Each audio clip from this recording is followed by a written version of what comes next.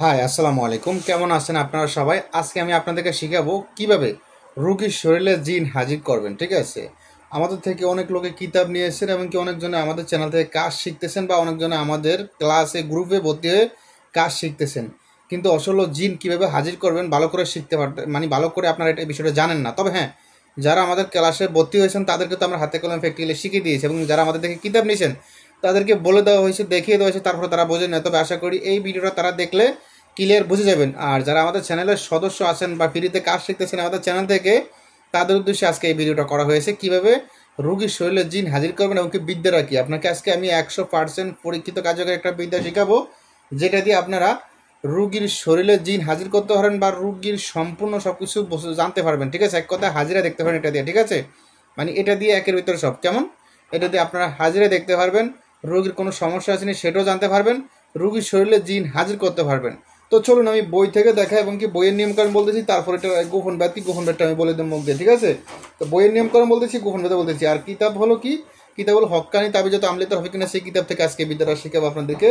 তো কিতাবে কি লেখা আছে আমি পড়ে শোনা দিয়েছি, তারপর আমি বলতেছি গোপন ব্যাধটা। ঠিক আছে, কিতাবে লেখা আছে রুগীর উপরে জিন হাজির করা কবচ। ঠিক আছে, শনিবার, রবিবার কিংবা মঙ্গলবার দিবাগত রাতে নকশাটি সলিতার উপর লিখিয়া নতুন মাটির প্রদীপে গরুর চর্বি দিয়া জ্বালাইবে, আর রুগীকে উক্ত প্রদীপের দিকে এক দৃষ্টিতে তাকিয়ে থাকতে বলিবে। কিছুক্ষণের মধ্যে মোয়াক্কেল রুগীর উপর এসে হাজির হবে।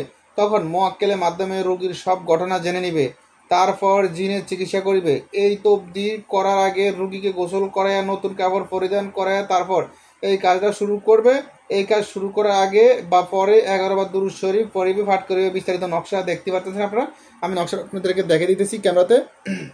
আপনারা স্ক্রিনশটে নকশাটা নিয়ে নেন। ঠিক আছে, এই নকশাটা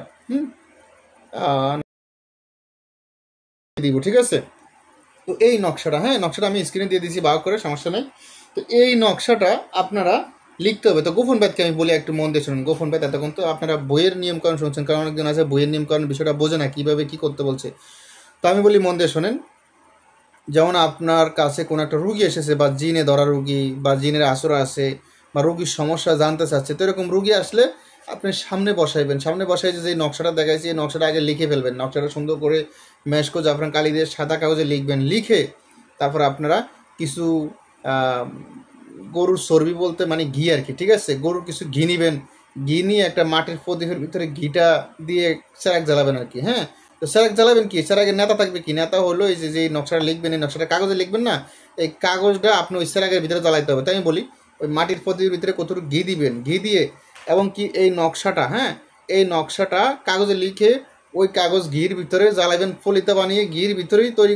তারপর শৈলিতায় আগুন ধরে দিবেন। আগুন ধরে দিয়ে ওই রুগীকে বলবেন, যার উদ্দেশ্যে হাজিরা দেখবেন, যার উপরে জিন সর করবেন, তাকে বলবেন যে শরীরটার আগুনের দিকে এক দৃষ্টিতে তাকিয়ে থাকতে। ঠিক আছে, যদি ওই রুগীর শরীরে জিনের আসর থেকে থাকে এবং কি জিনটা আশেপাশে থেকে থাকে, তাহলে সাথে সাথে ওই রুগীর শরীরের উপরে জিনটা সর হয়ে যাবে। ঠিক আছে, রুগীর শরীরে বর থাকে জিনের, তাহলে ওই আগুনের দিকে ছাওয়া মাত্র সাথে সাথে শরীরের ফের বর হয়ে যাবে।